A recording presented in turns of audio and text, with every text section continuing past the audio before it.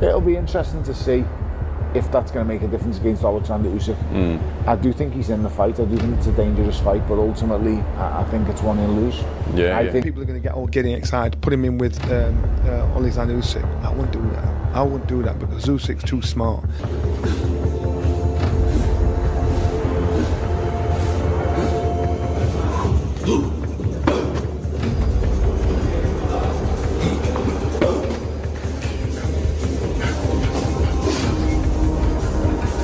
Joseph Parker's potential clash with Oleksandr Usyk has set the boxing world buzzing, with fans eager to see the former WBO heavyweight champion challenge the reigning unified king.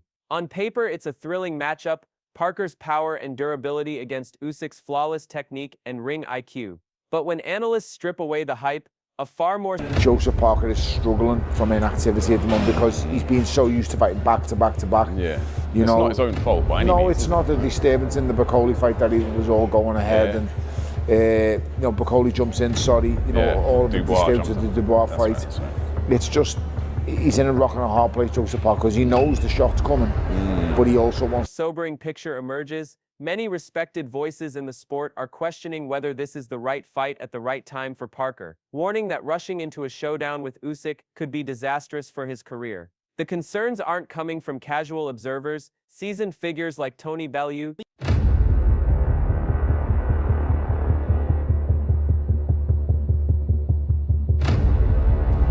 Johnny Nelson, and Duke McKenzie have all voiced their doubts. They point to Parker's recent inactivity and uneven performances, arguing that he lacks the sharpness and conditioning required to deal with a master technician like Usyk. Even recent training footage, while showing flashes of Parker's trademark speed and power, has revealed moments of rust and vulnerability, red flags that only strengthen the argument that this fight may come too soon. I still don't feel that even that performance is not enough to beat Oleksandr Usyk, because boxing's all about levels.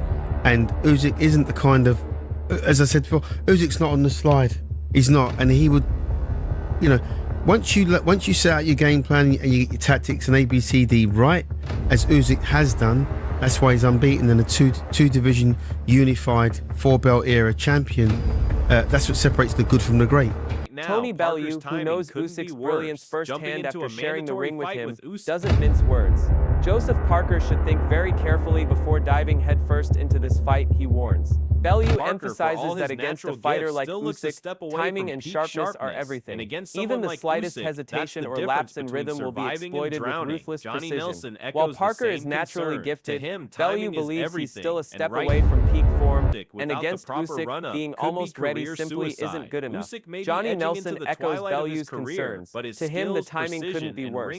Jumping into a mandatory title fight without an ideal build-up is, in his view, career suicide. While Usyk may be inching toward the twilight of his career, his skill set remains... I still don't feel that even that performance is not enough to beat Oleksandr Usyk, because boxing's all about levels. And Usyk isn't the kind of, as I said before, Usyk's not on the slide. He's not, and he would, you know, once you set out your game plan and you get your tactics and ABCD right, as Usyk has done, that's why he's unbeaten and a two-division unified 4-belt era champion. That's what separates the good from the great. Razor sharp. Nelson questions the logic of risking everything against a champion who still operates at an elite level. Why step into the fire now, he asks, when you haven't yet proven you're prepared to handle the heat? Duke McKenzie takes an even more clinical approach, stripping away sentiment and hype. Boxing, he reminds everyone, is about levels. And Usyk is competing on a level that Parker simply hasn't reached. Usyk's adaptability, flawless tactics, and dominance across multiple weight classes make him one of the most complete fighters of this generation. While McKenzie acknowledges Parker's talent and toughness, he insists that deserving a title shot and being truly ready for one are two entirely different things. Against Usyk, merely showing up isn't enough. A challenger must be exceptional. And McKenzie isn't convinced Parker has reached that point, even with his improvements under trainer Andy Lee.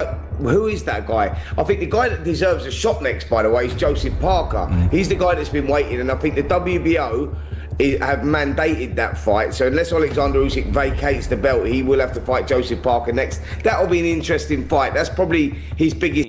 Promoter Frank Warren takes a predictably different view, focusing on the business side of the fight. A Usyk-Parker clash, especially in the UK, would draw huge crowds and generate serious revenue. He talks about negotiations, venues, and the mandatory obligations Usyk faces. But analysts warn that this promotional excitement glosses over the harsh reality of what will happen inside the ring. Usyk isn't swayed by hype or ticket sales. He's focused on maintaining dominance. As one observer put it, what's billed as an opportunity could easily turn into a brutal exposure of Parker's limitations. Even legendary champion Roy Jones Jr. has mixed feelings. He praises Parker's growth under Andy Lee, noting his improved speed, conditioning, and confidence. On paper, these upgrades suggest a competitive matchup, but Roy quickly points out that Usyk isn't just another heavyweight, he's a puzzle no fighter has solved. Usyk's ability to disrupt rhythm, study opponents in real time, and we now know who holds the belts, who's the number one, and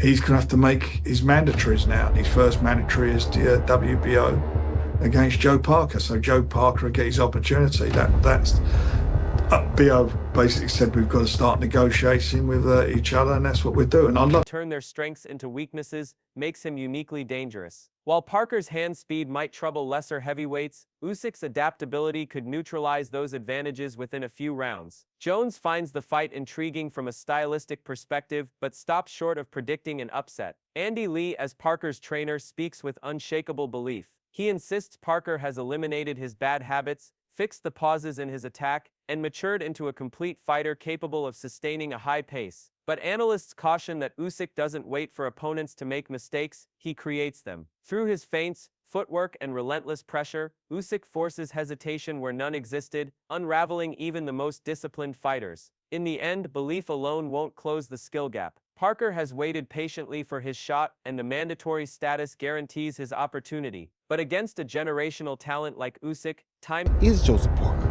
Why? Because he's not a big heavyweight. He's quick, he throws combinations, he has a great trainer with him now in Andy Lee, and he's more comfortable than I've ever seen him in his whole career. And so I think that is actually a very good fight for both fighters. And preparation matter more than entitlement. As the debate rages on, one truth remains clear: this fight will either be Parker's crowning moment, or the night his dreams are shattered under the weight of Usyk's brilliance. Fighters step into the ring hoping to prove they belong, but in doing so, many fall right into Oleksandr Usyk's trap. Analyst Adola highlights the spectacle surrounding Joseph Parker's callouts. They generate excitement, and excitement sells fights, but hype alone doesn't win championships. Over the years, Parker has publicly called out Dillian Whyte, Anthony Joshua, and now Usyk, yet the results tell a consistent story. His ambition hasn't fully translated into dominance. Fans admire Parker's boldness, but there's a thin line between bravery and overreach. Usyk isn't a fighter who responds to words, he responds to execution. While Parker talks about his readiness, citing intense training camps, nutrition... Their era. Hamza wants to fight Canelo, Joe wants to fight Usyk.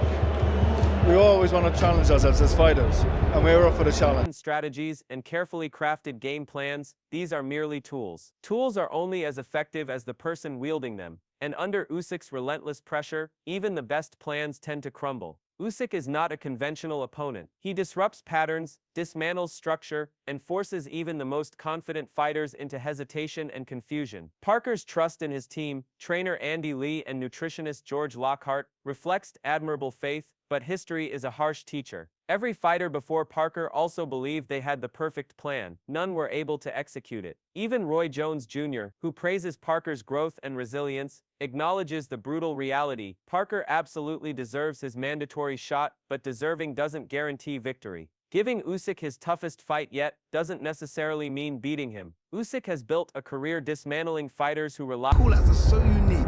I feel like it's going to fall on deaf ears. Unfortunately, it will. I appreciate the call-out. I appreciate that. I remember he did it with Dylan White and Anthony Joshua last year.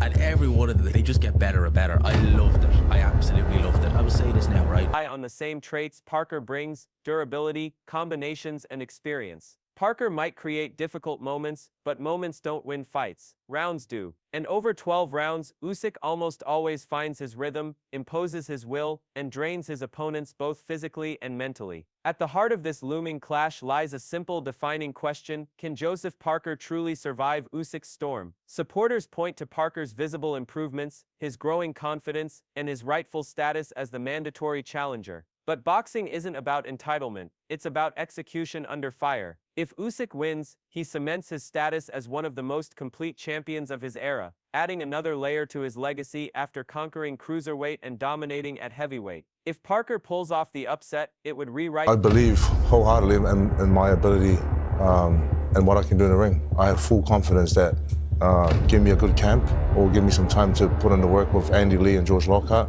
Want to come up with a good game plan, probably different to everyone else's one.